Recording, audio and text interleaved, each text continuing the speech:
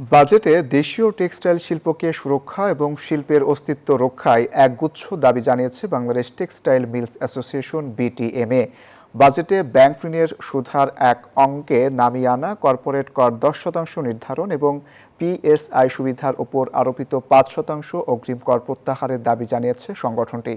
শনিবার রাজধানীতে আয়োজিত সংবাদ সম্মেলনে বিটিএমএ নেতারা এসব কথা বলেন।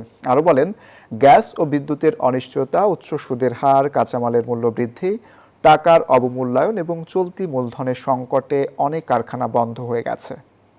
আমাদের 350 আর বিজিএমএ 350, 750 মিল যদি চালু থাকতো, চিন্তা করেন কতগুলো turnover tax, AIT plus income tax, corporate tax সবই তো পাইতো। ওইটা কিন্তু আমার এই যে প্রণোদনা প্যাকেজ থেকে আরো বেশি। 114টি স্পিনিং মিল এবং যারাও চলছে তাদেরও কিন্তু তারা 100% সক্ষমতায় তাদের ফ্যাক্টরি চালাতে পারছে না।